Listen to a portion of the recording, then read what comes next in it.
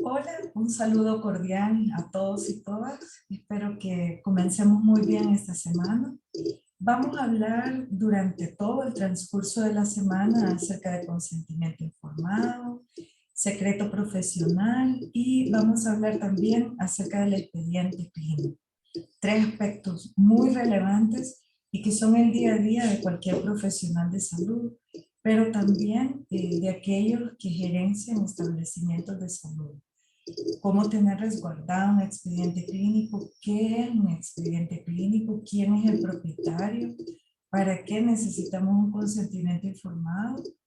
El paciente tiene derecho a tener una copia del expediente clínico, debe ser certificado.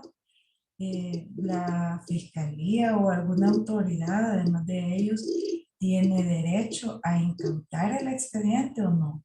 Todas esas interrogantes que se pueden suscitar en el día a día del ejercicio que ustedes desarrollan profesionalmente, es importante que las conozcamos y que las tomemos en cuenta y que ustedes sepan cuál es la respuesta correcta de conformidad a la ley.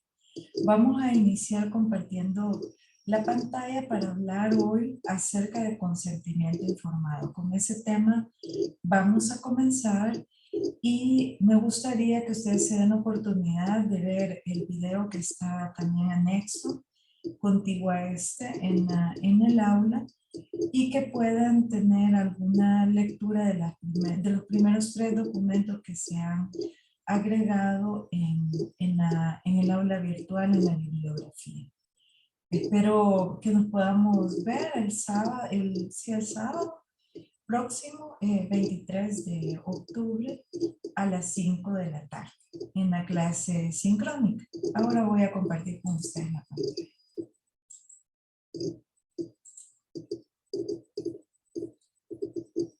Bueno, el consentimiento informado tiene no solo una normativa, sino varias que tienen relación con este tema. Por lo tanto, es muy importante que nosotros podamos relacionarlas todas para que podamos comprender adecuadamente de qué se trata el consentimiento informado. Vamos a ver en primer lugar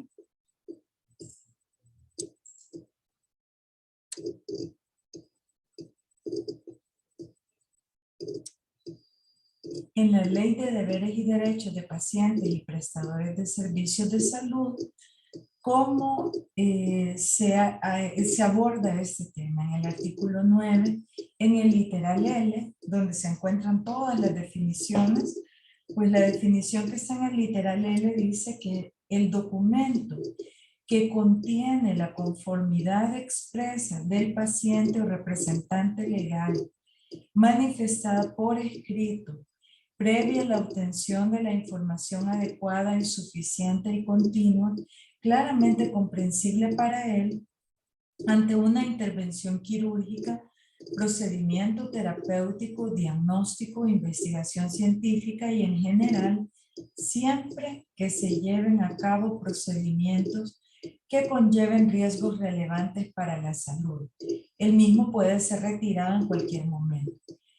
En este concepto están contenidos los elementos del consentimiento informado. Por lo tanto, vamos a hacer un desglose de los elementos más esenciales. En primer lugar, es un documento. Además, consta por escrito. Es importante que el consentimiento informado, ustedes no digan, me dio verbalmente su consentimiento para que yo pudiera atenderlo. No. El consentimiento siempre debe constar por escrito. El consentimiento no está limitado para los servicios de salud brindados por establecimientos del Estado. Cuando ustedes tienen una clínica, un hospital privado, un laboratorio clínico, cualquier establecimiento que brinda servicios de salud, cuando ustedes van a realizar una intervención quirúrgica, un procedimiento terapéutico, un diagnóstico, una investigación científica y en general, dice la ley, Siempre que se lleven a cabo procedimientos que conlleven riesgos relevantes, es decir, si le van a poner una curita a una persona, pues no. Pero un riesgo relevante, ustedes que tienen experiencia médica, pueden evaluar cuál procedimiento conlleva un riesgo relevante para la salud de su paciente. Y en ese caso, al determinar que tienen riesgo relevante, ustedes deberán necesariamente contar con el consentimiento informado. Otra característica, otro elemento que constituye el consentimiento informado es que la persona, el paciente, debe haber contado con la información clara y precisa, comprensible. Además dice que debe ser información adecuada, suficiente y continua. Es decir, que si ustedes consideran que esa persona, por ejemplo, debe pasar por una intervención quirúrgica, entonces el paciente debe haber tenido la oportunidad de comprender por qué no hay otro tratamiento menos invasivo, otro tratamiento que lo ponga menos en riesgo, si esa es la única opción que tienen. Y sin que ustedes se puedan molestar, el paciente tiene el derecho de pedir una segunda opinión. No importa si él se encuentra en un establecimiento del Ministerio de Salud, del ISBM, del Seguro Social, de COSAM, y que ustedes podrían pensar, bueno, ¿y para qué? Y de todos modos, esta persona viene aquí de gratis y todavía quiere una segunda opinión. No, es necesario y es un derecho de los pacientes el contar con una segunda opinión cuando ellos no están conformes con la información que se les ha dado. No pueden ser agredidos en el momento en que ellos piden tener esa segunda opinión, ni verbalmente ni psicológicamente. Por tanto, una vez que ellos cuentan con toda la información que les permite comprender por qué van a ser intervenidos, entonces esa persona ya está en la capacidad para poder dar su consentimiento informado. Un requisito necesario para que el paciente pueda además otorgar el consentimiento informado, además de la información adecuada, es que esa persona sea legalmente capaz. Es decir, un paciente que tenga una enfermedad psiquiátrica que le impida comprender las consecuencias de lo que él va a consentir, no puede dar consentimiento informado por sí mismo. Requiere de su representante legal. Asimismo, los niños, niñas y adolescentes, de conformidad a la LEPINA, requieren que se dé el consentimiento informado por un representante. Ya vamos a hablar de algunas excepciones en los casos de niñas y adolescentes, cuando los padres toman decisiones que no son la mejor decisión para la salud y la vida de los niños. Pero en general es el padre o la madre o el representante o tutor quienes van a dar el consentimiento informado en esos casos. Así también cuando hay un paciente que está en un estado de inconsciencia, aunque sea temporal, puede ser el familiar más cercano el que dé este consentimiento. Si llega, por ejemplo, la madre y un hermano, deberá ser la madre quien dé el consentimiento informado.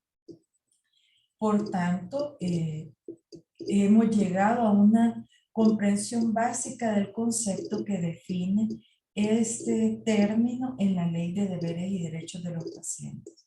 Como ustedes ven, debe ser por escrito, debe haber tenido la persona información suficiente, debe estar realmente conforme con eso.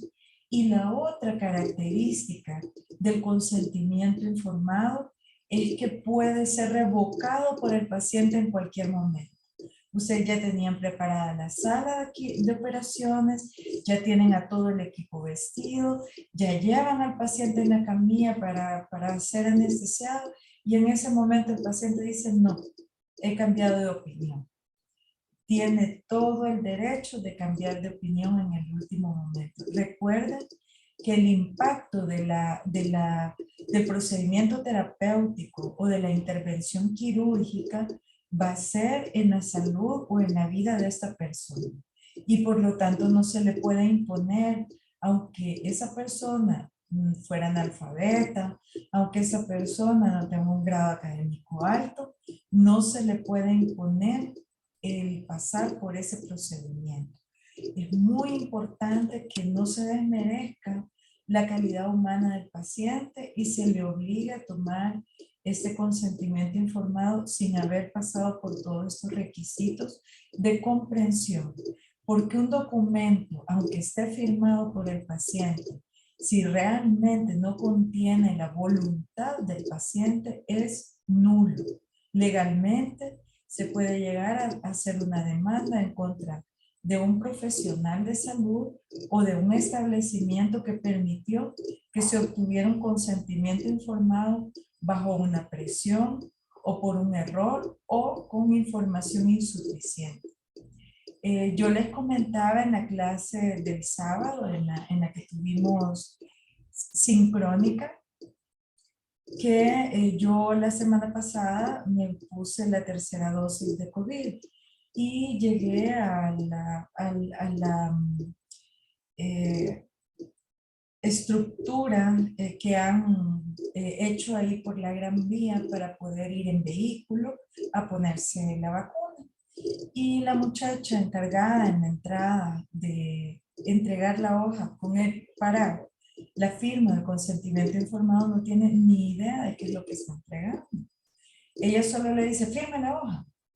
Eso, a pesar de que sí es un documento que está escrito, no está permitiendo que la persona que va a firmar obtenga la información adecuada, suficiente y continua.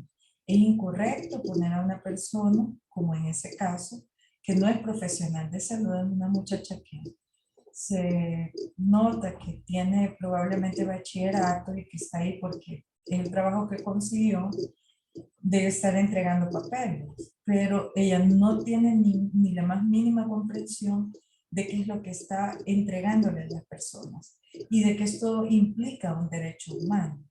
Entonces, el consentimiento informado dentro de un establecimiento de salud no debe ser llenado de esta manera, como a la carrera, como desmereciendo la capacidad para tomar decisiones de las personas.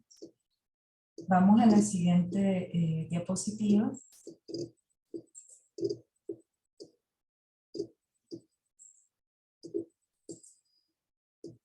Y esta trata sobre el derecho de consentimiento informado.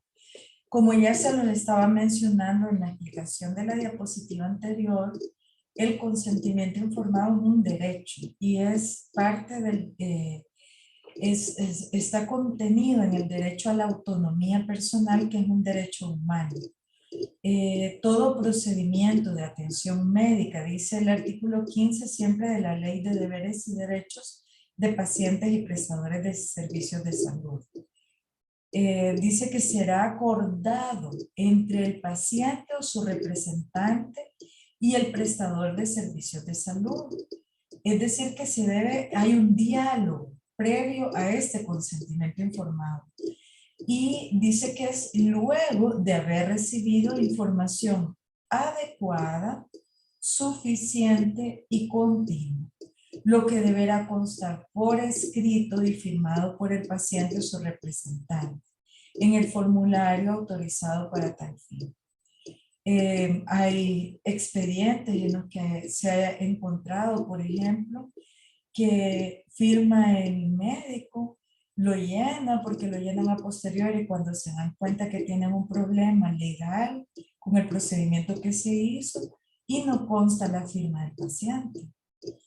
O le dicen al paciente que lo firme en blanco y después lo llenan. Todos esos son errores en el llenado del consentimiento informado que lo invalidan y lo anulan legalmente. El consentimiento informado en casos de investigación médica es un poco diferente porque hemos estado hablando anteriormente del consentimiento informado regular, que tiene la búsqueda de restablecer la salud del paciente o al menos de dar un tratamiento que le da alguna oportunidad de restablecer. La búsqueda es la mejora de la salud del paciente. Pero en los casos de investigación médica, cuando por ejemplo se está probando un medicamento, la intención no es directamente la salud de esa persona, sino que la salud posterior de una colectividad que puede implicar que esta persona tenga efectos adversos en su cuerpo y que a través de ese análisis se puede identificar mejoras en el medicamento o simplemente excluirlo como un medicamento no apto para humanos, pero que a esa persona le puede causar daño e incluso la muerte. Por tanto, el paciente debe estar especialmente consciente cuando se trata de investigaciones médicas de todos los efectos adversos que le puede causar las pruebas que pueden hacer en él. Y por tanto, debe haber una posible indemnización por los daños causados a su salud, aunque sea voluntario, pero debe indemnizarse porque esta persona de alguna manera está arriesgándose para mejorar la salud de una colectividad. En este caso, el artículo 16 de la misma ley que hemos mencionado antes, dice que debe hacerse constar también este consentimiento informado por escrito en el formulario indicado y recibir la información adecuada y suficiente, la cual debe cumplir con las siguientes condiciones: su diagnóstico, pronóstico, alternativas terapéuticas, intervenciones quirúrgicas y pruebas diagnósticas invasivas y no invasivas, nombre de la investigación y qué objeto se tiene con esta investigación, riesgos e inconvenientes presentes y futuros de participar en ese estudio. O sea, se tiene que ser completamente franco con un paciente que se someta a un estudio de investigación, así como las molestias que pudieran generar, derechos, responsabilidades y beneficios como participante en ese estudio. Todas esas cosas deben estar totalmente claras para que cuando la persona firme el consentimiento sea con la comprensión real de lo que puede pasar con él. No es posible y es completamente ilegal y violatorio de derechos humanos realizar prácticas como las que se hicieron, por ejemplo, en Guatemala con una población indígena a la que se le inoculó sin decírselo sífilis para ver cuáles eran los efectos y el desarrollo de esa enfermedad completamente, dejando a estas personas morir de la enfermedad. Estos actos son actos criminales de lesa humanidad. Por tanto, hay que tener mucho cuidado cuando se desarrolla una investigación de cumplir con todo lo que tiene que ver con la bioética y especialmente tratar de vulnerar lo menos posible los derechos de estas personas que se someten a las investigaciones. El consentimiento informado. En casos de investigación médica también dice que debe el consentimiento recibir una copia de las normas éticas para investigaciones con sujetos humanos y pautas éticas internacionales para la investigación biomédica en seres humanos. La confidencialidad y el manejo de la información. Ese escrito debe garantizar que sus datos no podrán ser vistos y utilizados por personas que estén ajenas al estudio. Ni tampoco con otros propósitos distintos del estudio que se está realizando. El retiro voluntario de participar en el estudio, o sea, siempre el consentimiento informado permite la revocatoria, porque estamos hablando del derecho a la salud y a la vida de una persona. Entonces, nunca el consentimiento informado dado significa que ya la persona no puede decidir sobre retirarlo o continuar, incluso en las investigaciones científicas. Otorgamiento del consentimiento informado por sustitución. Está el consentimiento informado directo, que es el común, el que da la misma persona que va a ser intervenida, o el consentimiento informado por sustitución, que está regulado en el artículo 17 de la ley que hemos estado estudiando.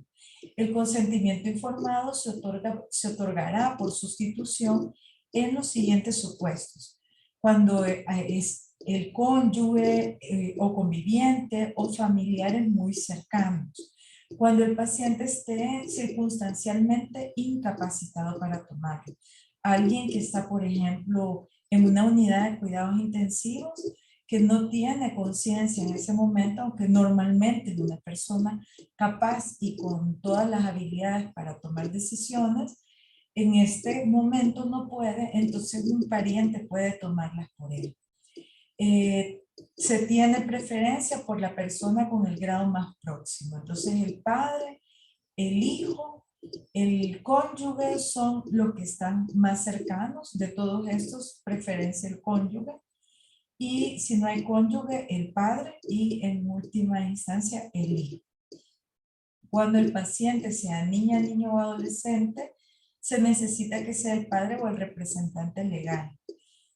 En el caso del otorgamiento del consentimiento por sustitución, este también puede ser retirado en cualquier momento por la misma persona que lo otorgó.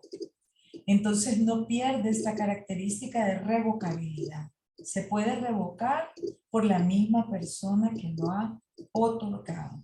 Esto es muy importante. Además, deja de existir la obligación de a esta persona que va a autorizar darle la información como se la hubieran dado al paciente. Las excepciones a la exigencia del consentimiento informado. Cuando ustedes pueden intervenir aunque no cuenten con un consentimiento informado. Cuando la intervención, el no intervenir a esa persona pueda suponer un riesgo epidemiológico para la salud pública. Entonces se puede obviar el consentimiento informado. Fíjense que aquí la ley de deberes y derechos de pacientes y prestadores de salud nos abre un camino hacia tratamientos que tienen que ver con riesgos epidemiológicos y que se pueden aplicar de manera obligatoria. En el literal B nos dice este artículo 18, cuando el paciente no esté capacitado para tomar decisiones y no existan familiares ni representantes legales, o estos familiares se nieguen a brindar sin justificación el consentimiento informado. En estos casos, ojo, detengámonos. Es muy importante que ustedes como profesionales de salud escriban esa información, digan por qué ustedes van a intervenir sin el consentimiento informado. No asuman que ya se supone por qué. Escríbanlo, digan que a pesar de no contar con el consentimiento informado, se interviene al paciente por estar en un riesgo grave de perder la vida, no habiendo un pariente cercano que pueda otorgarlo, etcétera, etcétera.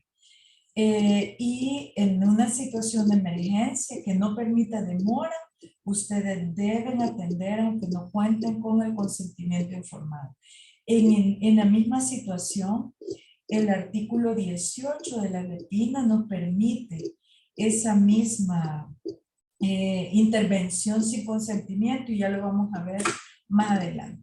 Además, también ante una situación de urgencia de paciente abandonado sin pleno uso de sus facultades mentales, el profesional médico va a tomar las decisiones correspondientes con el fin de brindar el soporte médico adecuado.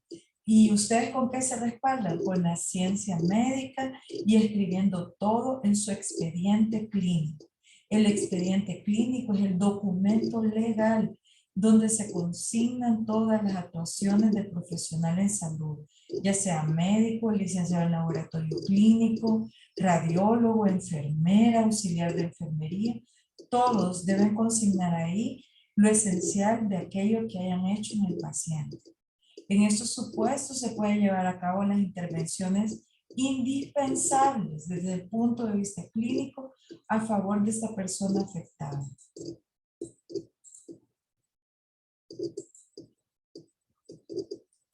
El consentimiento informado trasciende del ámbito de salud. Practicar las diligencias periciales teniendo en cuenta los derechos fundamentales de inviolabilidad e integridad física y moral de las mujeres, niñas y adolescentes víctimas de violencia, observando criterios de razonabilidad.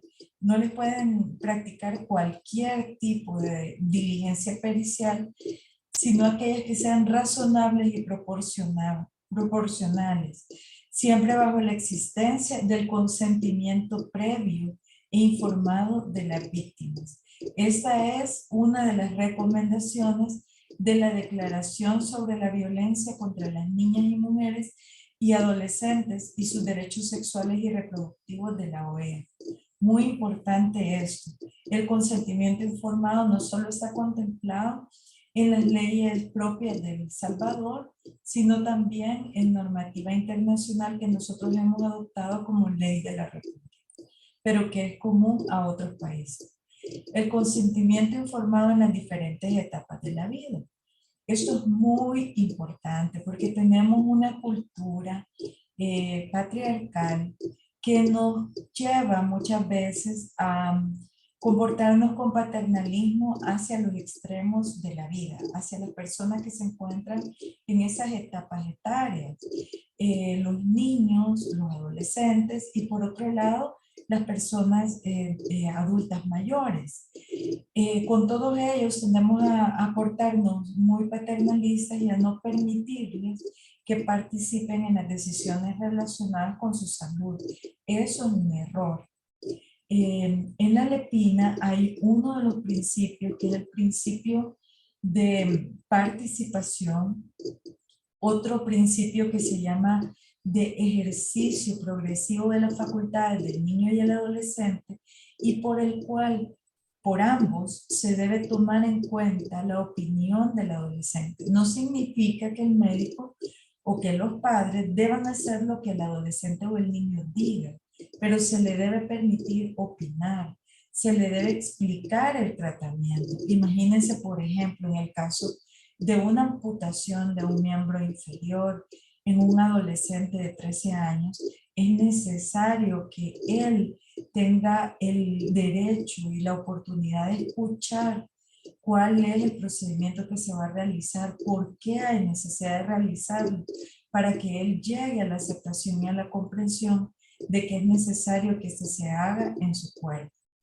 Hay una figura que se llama asentimiento y que no es el consentimiento legal, no tiene fuerza de ley, pero es la venia que el adolescente da para que se le intervenga a él en temas de salud. Se llama asentimiento. Yo les recomiendo que cuando ustedes traten personas de 12 años en adelante, ustedes busquen contar con el asentimiento, además del consentimiento del padre o del representante tutor. La niñez y la adolescencia, pues aquí ya vimos quiénes deben brindarlo y ya hablamos de esta parte de la progresividad. El consentimiento en relación a las niñas y adolescentes víctimas de violencia, en este caso se debe asegurar, según las recomendaciones de la misma declaración que ya relacionamos hace 2 diapositivas, se debe asegurar que las mujeres, niñas y adolescentes víctimas de violencia accedan a los procedimientos médicos de forma libre y voluntaria, sin recibir amenazas, coacciones o incentivos. O sea, ni presiones positivas ni presiones negativas, disponiendo de una información clara y detallada sobre los posibles riesgos, beneficios o alternativas existentes. El consentimiento en urgencias y emergencias médicas en el caso de niños y adolescentes. El artículo 18 de la Lepina dice y describe las medidas para la salvaguarda del derecho a la vida. Y dice, cuando una niña o un niño o adolescente deba ser tratado, intervenido quirúrgicamente o hospitalizado de emergencia por hallarse en peligro inminente de muerte o de sufrir daños irreparables en su salud física, se le prestará atención médica quirúrgica en el centro público o privado de salud más cercano para estabilizar al paciente y luego remitirlo al centro de atención correspondiente. La atención médica se brindará debiendo el profesional médico proceder como la ciencia lo indique. Es decir, que si por ejemplo al niño los padres no le quieren dar un procedimiento, el médico está obligado a proceder de acuerdo a la ciencia. Ahora, si el procedimiento es de emergencia, como una transfusión sanguínea, que si no se da puede perder la vida el niño o el adolescente, aunque los padres se nieguen, debe aplicarse. Y debe aplicarse inmediatamente. Posteriormente, y el médico, después de haber consignado todo esto en el expediente clínico, manda un informe, un resumen del informe de lo que ha pasado a través del director del establecimiento, de la persona de mayor jerarquía, al Procurador General de la República para que él ratifique, para que dé la venia de lo actuado por el médico. Pero cuando el tratamiento puede esperar y digamos el niño puede quedar hospitalizado y se puede hacer dentro de 2 días, se manda a solicitar previamente el permiso del procurador, se le explica que hay una negativa de los padres, se explica técnicamente y científicamente por qué es necesario realizarlo, es decir, le dan la información que normalmente se necesita para dar el consentimiento informado y el procurador en 24 horas les responde a usted y los autoriza para que ustedes procedan. Pero cuando el caso es de emergencia, ahí no hay necesidad de una autorización previa de nadie. ¿Ok? Eso es bien importante porque si ustedes dicen como el papá dijo que no, le vamos a dar el alta al niño. Es más importante por el interés superior del niño, la niña y el adolescente que ustedes tomen las decisiones que sean las mejores para su salud, aunque los padres se quejen. Ustedes simplemente escriban correctamente todo en el expediente clínico y no van a tener ningún inconveniente.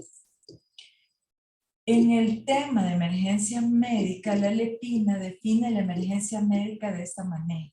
En el artículo 2, literal D, emergencia médica es la situación médica en que se encuentre un niño, niña o adolescente en la cual esperar implique una probabilidad alta de muerte.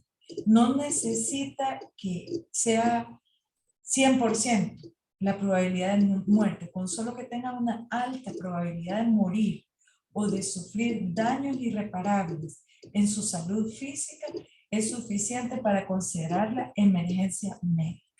Y ustedes pueden consignar estos artículos en su expediente clínico. Pueden poner que de acuerdo al artículo 2 literal D, siendo una emergencia médica de la que describe ese artículo, a pesar de que los padres se han negado y teniendo en cuenta el diagnóstico tal, y que de acuerdo a la ciencia médica el procedimiento correcto era tal y tal, se procedió a hacer la intervención quirúrgica del pacientito, y como la hicieron sin autorización de nadie, mandan un resumen de ese informe al Procurador General de la República.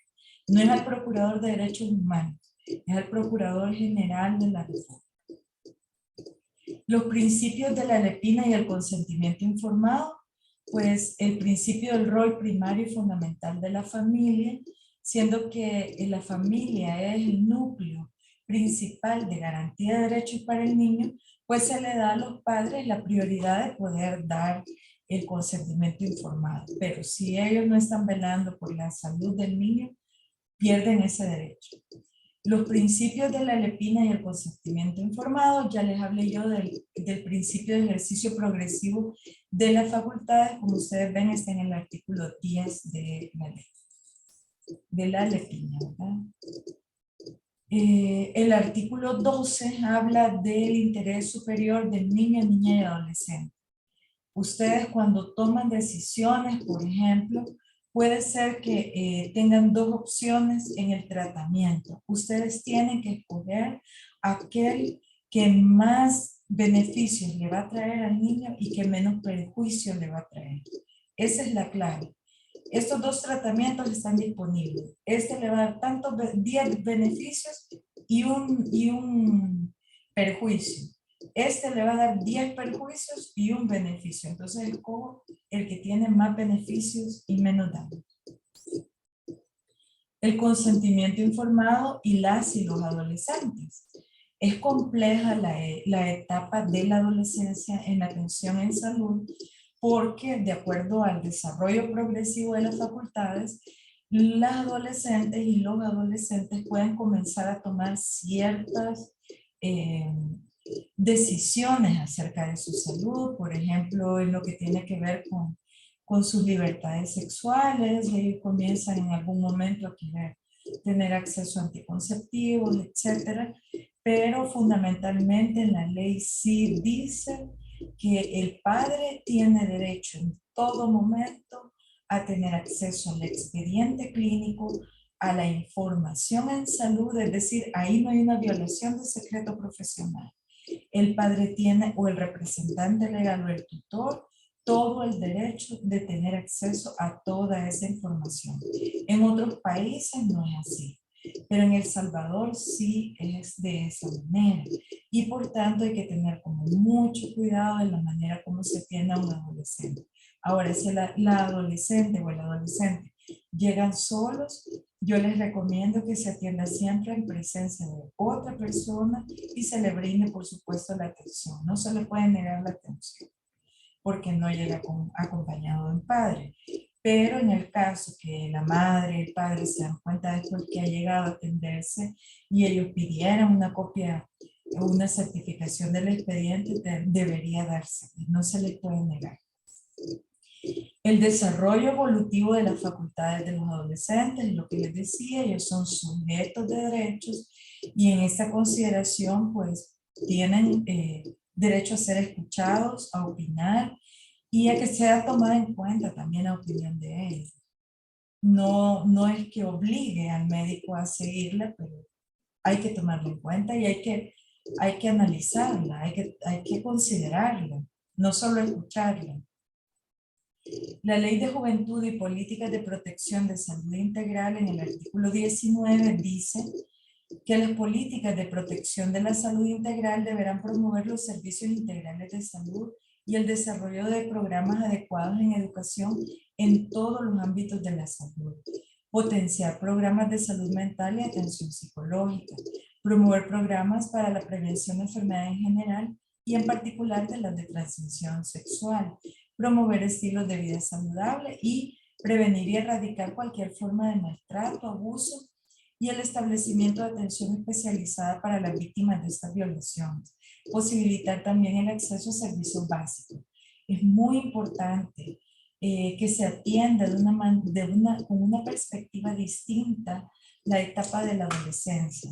Así como muchas veces en los hogares los niños se quedan en ese limbo que ya no saben si deben ser tratados como niños, como adultos, los padres no saben si responsabilizarlos o consentirlos. Lo mismo está sucediendo en los sistemas de salud.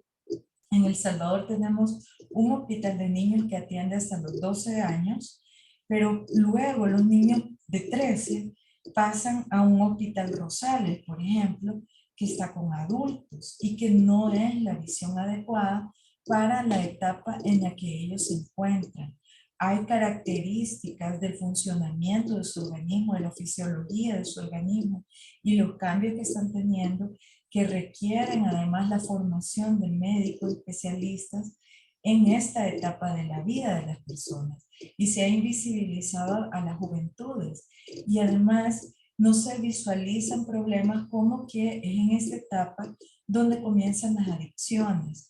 Ahí es donde comienzan con el tabaquismo, el alcoholismo o prácticas sexuales inadecuadas y atentatorias contra su propia salud, donde puede prevenirse un embarazo adolescente que trunca muchas de las oportunidades de vida de los adolescentes.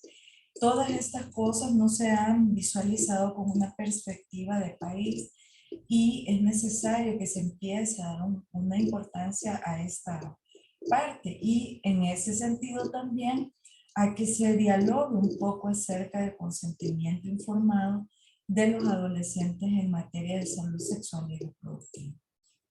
El consentimiento informado y el o la adolescente. En las leyes que regulan los derechos de niñas, adolescencia y juventud no se deja ver con claridad los alcances y límites para poder otorgar por sí el consentimiento informado, como ya les decía.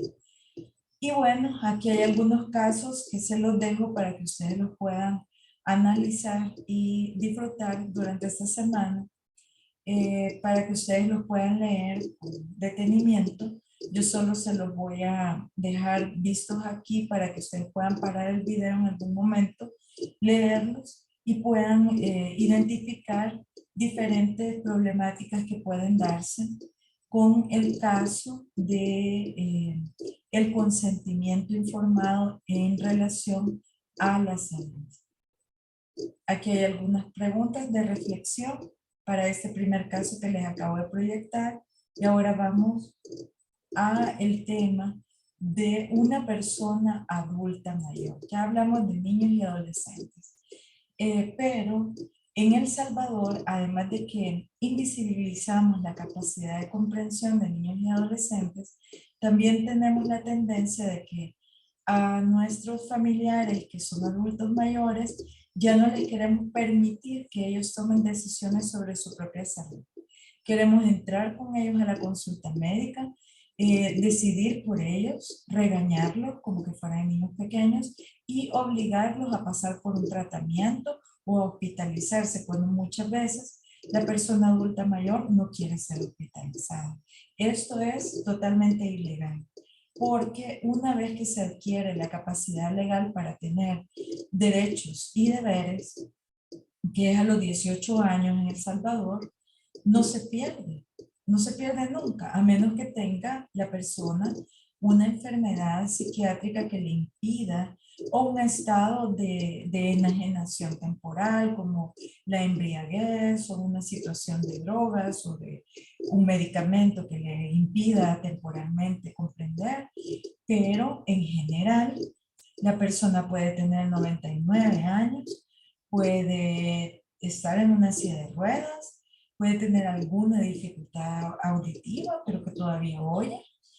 Y aún así, esta persona es la que debe decidir por sí misma sobre las situaciones de salud. No requiere una persona acompañante, no requiere un representante o un tutor, a menos que las capacidades mentales de esa persona estén afectadas, pero eso debe estar comprobado por un diagnóstico médico. No se puede solamente decir, ay, sí, es que mi abuela ya no entiende. Y muchas veces la familia comienza a abusar de los adultos mayores y en casos de violencia grave, intrafamiliar, las personas incluso están buscando que el pariente muera para poder gozar de los bienes que esa persona pueda poseer. Entonces hay que tener mucho cuidado con anular la voluntad de estas personas en el consentimiento informado. Si a su consulta o en el establecimiento donde ustedes trabajan o que ustedes administran llegan personas adultas mayores, no tienen por qué firmar otra persona el consentimiento informado.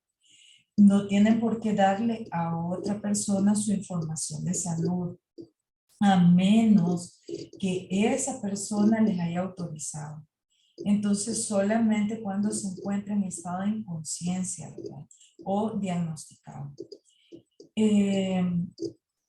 Ya vimos en la Ley de Deberes y Derechos de Pacientes que solamente cuando haya perdido la conciencia, entonces puede otra persona dar el consentimiento. Y entonces son los parientes cercanos o el procurador de la República el que vela por estas personas. Entre las funciones constitucionales de la Procuraduría General de la República, en el artículo 194 de la Constitución, dice, corresponde al Procurador General de la República, 11, velar por la defensa de la familia y de las personas e intereses de los menores y demás incapaces, cualquiera que tenga una incapacidad, ya sea permanente o definitiva. La Ley de Atención Integral para la Persona Adulta Mayor dice que son derechos fundamentales de las personas adultas mayores los siguientes. Fíjense el primero, que es el numeral 2 en ese artículo. Ser atendido con propiedad para el goce y ejercicio de sus derechos. 10. Ser oídos. O sea, no hay que desmerecer a esta persona, es una persona humana, que nada más es que tiene más años, está tal vez con la piel arrugada y tal vez no tiene la misma movilidad y tiene que repetírsele 2 veces las cosas, pero sigue siendo una persona con todos sus derechos y toda la dignidad que hemos visto la semana anterior. También tienen derecho a ser oídos, atendidos y consultados en todos aquellos asuntos que fueren de su interés y asegurarles la participación y comunicación en actividades de la comunidad que preserven su autoestima de personas útiles a la sociedad. De ser personas útiles a la sociedad, creo que debe decir ahí. El numeral 13 dice que tienen derecho a ser informados de sus derechos y de las leyes que se lo garantizan. Es decir, que no cometamos el error de leerle la información en salud a la hija, al hijo, al nieto que va acompañando, a menos que la persona adulta mayor así lo quiere. En ese caso sí es correcto. La ley de equiparación de oportunidades dice que la persona con discapacidad tiene derecho a ser protegida contra toda discriminación, explotación, trato denigrante o abusivo en razón de su discapacidad.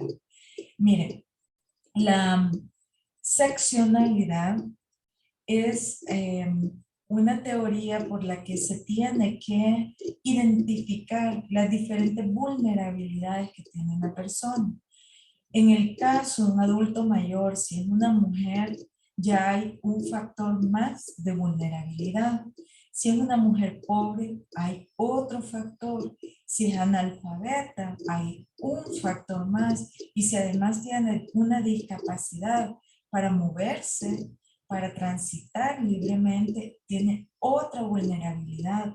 Con esas personas hay que tener un especial trato para no vulnerar sus derechos.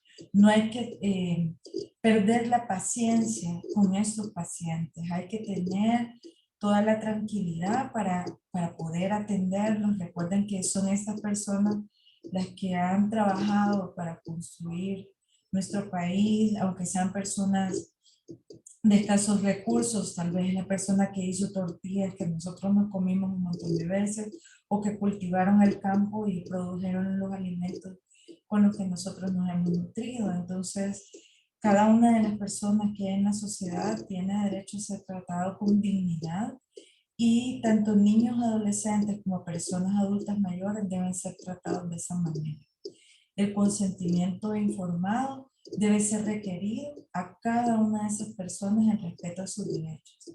Espero que esta información les sea muy útil, que ustedes siempre consideren tomar adecuadamente, después de haber informado a sus pacientes, esta autorización que vuelve válido el tratamiento que ustedes vayan a brindar. Y que esto prevenga cualquier problema legal en el que ustedes pudieran haberse visto involucrados.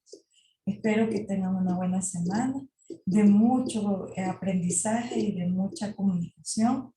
Y nos vemos, como les decía, el día sábado a las 5 de la tarde para compartir el tema del secreto profesional y el tema del expediente clínico. la tarea, ya está la guía puesta en el aula. Pueden comenzar después de esta información a trabajar, porque una de las hojas del expediente clínico que se les pide que construyan es la de consentimiento informado. Es importante que ustedes revisen en la bibliografía que se les ha dejado el modelo de consentimiento informado que como ente rector el Ministerio de Salud emitió y es el que está vigente. Ese consentimiento informado ustedes le pueden poner un logo, le pueden cambiar cuestiones de forma, pero el contenido es el contenido legal porque la ley de deberes y derechos de pacientes dice que los requisitos esenciales del consentimiento informado serán los que el Ministerio de Salud establezca. Y por tanto, en un decreto ministerial se estableció ese documento como el modelo legal de consentimiento informado. Así que no le quiten ninguno de los requisitos y los invito a que empiecen a trabajar ya en la estructuración de su expediente clínico, que es la tarea de esta semana. Que tengan muy buena semana y ha sido un gusto para mí compartir con ustedes.